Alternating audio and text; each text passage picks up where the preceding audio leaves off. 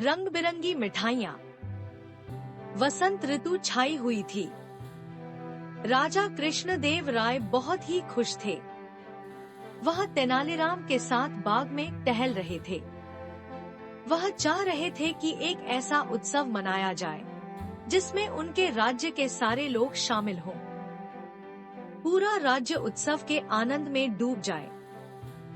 इस विषय में वह तेनालीराम से भी राय लेना चाहते थे। तेनालीराम ने राजा की इस सोच की प्रशंसा की और इसके बाद राजा ने विजयनगर में राष्ट्रीय उत्सव मनाने का आदेश दे दिया। शीघ्र ही नगर को स्वच्छ करवा दिया गया। सड़कों व इमारतों में रोशनी की व्यवस्था कराई गई। पूरे नगर को फूलों से सजाया गया। सारे नगर में उत्सव का वातावरण था। इसके बाद राजा ने घोषणा की कि राष्ट्रीय उत्सव मनाने के लिए हलवाई की दुकानों पर रंग बिरंगी मिठाइयाँ बेची जाएं। घोषणा के बाद नगर के सारे हलवाई रंगीन मिठाइयाँ बनाने में व्यस्त हो गए। इस घोषणा के बाद कई दिनों तक तेनालीराम दरबार में नजर नहीं आए। किसी को भी उनके बारे में कुछ नहीं पता था। राजा कृष्णदेवराय ने तेनालीराम को ढूंढने के लिए सिपाहियों को भेजा, लेकिन वे भी तेनालीराम को नहीं ढूंढ पाए। उन्होंने राजा को इस बारे में बताया। यह सुनकर राजा और भी अधिक चिंतित हो गए। उन्होंने दोबारा सिपाहियों को तेनालीराम की खोज में जुट जाने का आदेश दिया। कुछ दिनों बाद सैनिकों ने तेनालीराम को ढूंढ निकाला।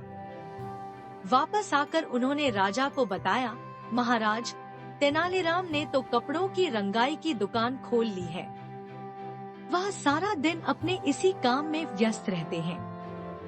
जब हमने उन्हें अपने साथ आने को कहा तो उन्होंने आने से मना कर दिया। यह सुनकर राजा को गुस्सा आ गया।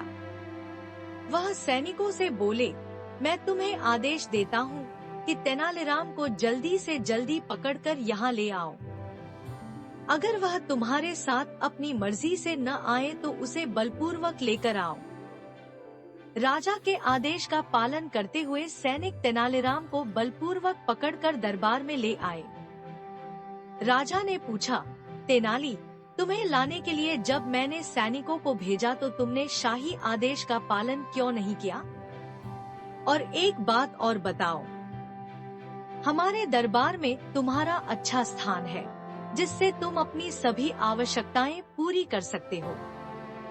फिर भला तुमने यह रंगरेज की दुकान क्यों खोली?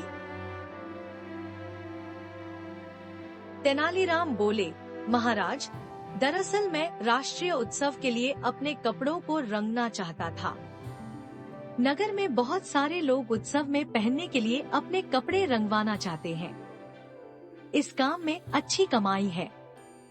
इससे पहले कि सारे रंगों का इस्तेमाल दूसरे लोग कर लें, मैं रंगाई का काम पूरा कर लेना चाहता था। सभी रंगों के इस्तेमाल से तुम्हारा क्या मतलब है? क्या नगर के सारे लोग अपने कपड़ों को रंग रहे हैं? राजा ने पूछा। नहीं महाराज, वास्तव में रंगीन मिठाइयाँ बनाने के आपके आदेश के बाद से नगर के ज्यादातर हलवाई मिठाइयों को रंगने के लिए रंग खरीदने में व्यस्त हो गए हैं। अगर वे सारे रंगों को मिठाइयाँ रंगने के लिए खरीद लेंगे तो मेरे कपड़े कैसे रंगे जाएंगे? इतना सुनते ही राजा को अपनी भूल का एहसास हो गया। वह बोले, तो तुम यह कहना चाहते हो कि मेरा आदेश अनुचित है। मेरे आदेश का फायदा उठाकर मिठाइयाँ बनाने वाले मिठाइयों को रंगने के लिए घटिया व हानिकारक रंगों का इस्तेमाल कर रहे हैं, जबकि उन्हें केवल खाने योग्य रंगों का ही इस्तेमाल करना चाहिए।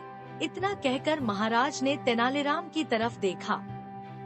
तेनालीराम के चेहरे पर वही चिरपरिचित मुस्कुराहट थी। राजा कृष्णदेव राय ने गंभीर होते हुए आदेश दिया कि जो मिठाई बनाने वाले हानिकारक रासायनिक रंगों का प्रयोग कर रहे हैं, उन्हें कठोर दंड दिया जाएगा। इस तरह तेनालीराम ने अपनी बुद्धि के इस्तेमाल से विजयनगर के लोगों को बीमार होने से बचा लिया।